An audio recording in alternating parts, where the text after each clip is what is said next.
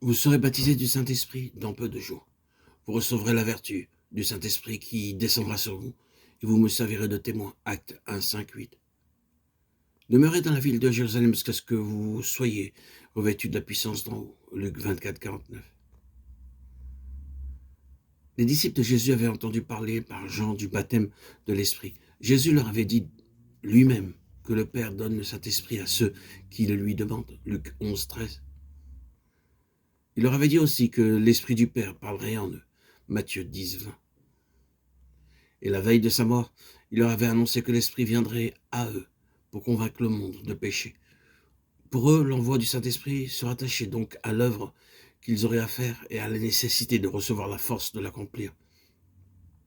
Ainsi, quand notre Seigneur résuma ce qu'il leur avait déjà promis en ajoutant ces mots, « Vous recevrez la puissance Saint-Esprit qui descendra sur vous, et vous me servirez de témoin », ils ne virent sans doute là que la confirmation de ce qu'ils attendaient, une force nouvelle et divine, pour leur mission nouvelle et divine, pour le témoignage qu'ils devaient rendre de la mort et de l'ascension de Jésus.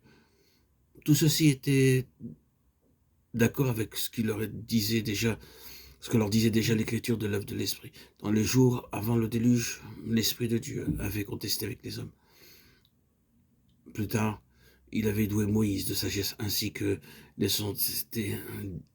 10 hommes choisis pour gouverner Israël, nombre 11, 16. Il avait aussi doué de sagesse ceux qui devaient construire le tabernacle. Au temps des juges, l'Esprit avait envoyé force et puissance pour vaincre l'ennemi. Au temps des rois et des prophètes, il avait donné la hardiesse de témoigner contre le péché et de proclamer la rédemption promise.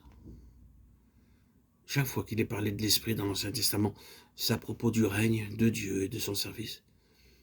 Dans la grande prophétie que Jésus lut à Nazareth au commencement de son ministère, il est dit que l'Esprit du Seigneur, l'Éternel, est sur lui pour publier aux captifs la liberté, pour consoler tous ceux qui sont dans le deuil. Ésaïe 61, 1.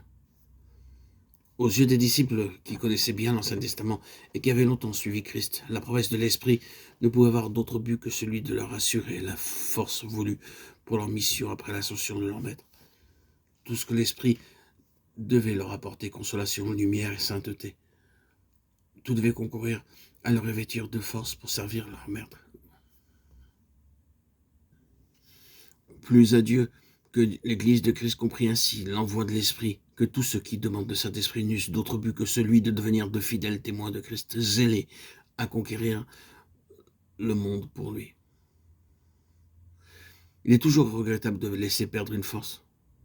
La sage distribution de la force est le grand moteur de toute organisation et de toute industrie. L'Esprit est la grande force de Dieu, celle de la rédemption divine.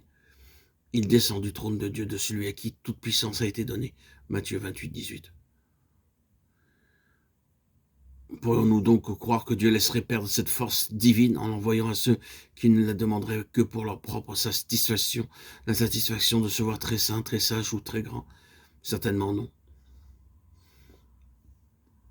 Le Saint-Esprit est la force qui doit continuer l'œuvre pour laquelle Jésus a sacrifié sa vie. Pour recevoir cette force-là, il est donc absolument nécessaire que nous soyons disposés à faire l'œuvre que l'Esprit est chargé d'accomplir.